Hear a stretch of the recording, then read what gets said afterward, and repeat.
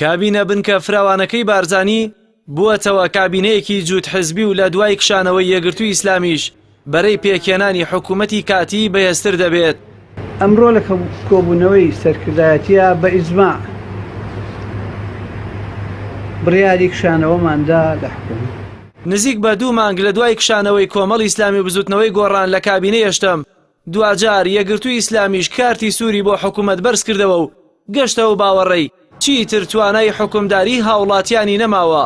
هەر بۆیە وەزیرەکانی لە حکوومەت کشاندەوە. کەزانی من حکوومەت ناتوانێت بارکەکانی خۆی هەڵسێ، ناتوانێت مەسئولیەتی هاوڵاتیان هەڵگرێ و ناتوانێت ئەو مەرج و شەرتانەی ئێمە کە هەمویان بۆ بەرژەوەندی هاوڵاتیانن پێمان وتن ئێمە ناتوانین تەحملی مەسئولیەتێکی ئاوا بکەین لە حکوومەت بمێنینەوە. بۆیە لە دوای ئەوەی کە دوو کۆبوونەوەمان لەگەڵ حکوومەتی هەرێمی کوردستان کرد سەرەتا وتیان کۆمەڵێک خاڵ جێبەجێ دەکەین، هەندێکیشیان دەست پێ کرد بە جێبەجێکردن، بەڵام خاڵە بنەڕەتی و ئەساسیەکان لای ئێمە گرنگ بوون کە موچە و بژێوی و پاشەکەوتەکە بکرێ بە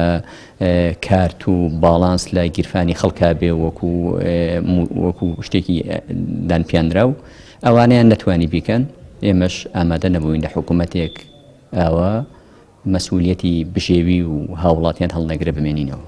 یەکگرتووی ئیسلامی وەزارەتەکانی کار و کاروباری کۆمەڵایەتی و وەزیرێکی بێوەزارەت و وەزارەتی گواستنەوە و گەیاندن بە وەکالەت و وەزیری هەرێم بۆ کاروباری پەرلەمان و سەرۆکی دەستەی گشتی ناوچە کوردستانیەکانی دەرەوەی ئیدارەی هەرێمی لە کابینەی هەشتەم کشاندەوە بە وەزیرەکانی کۆمەڵ و گۆڕانیشەوە لە کۆی 24 وەزیر لە ئەنجومەنی وەزیران 11 وەزیر لە ناو ئەنجومەنی وەزیران دەستیان لە کار کێشاوەتەوە. کشانەوەی ئەو سێلایەنە بە هەنگاوێک وەسف دەکرێت بۆ چاکسازی و گۆڕینی سیستەمی حکومڕانی و دەسا و دەستکردنی دەسەڵات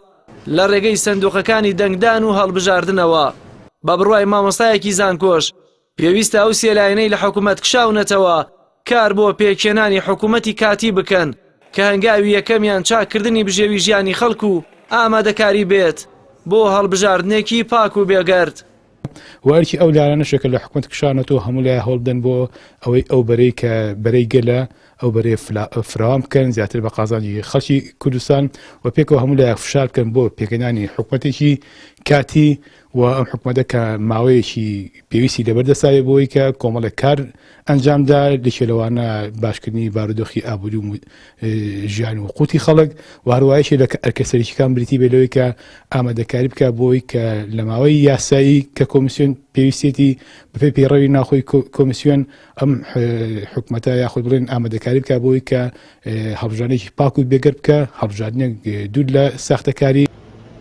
زۆرێک لە هاوڵاتیان باوەڕیان وایە کابینەی هەشتەم با پێچەوانەی بەرنامەی 4 ساڵی کارکردنی جگە لە خوڵقاندنی قەیران و بەتاڵکردنەوەی گیرفانی مامۆستا و فەرمانبەران و پچڕانی شیرازەی خێزان و هەڵتەکاندنی کۆمەلگا و لە دەستدانی لە 151 خاکی کوردستان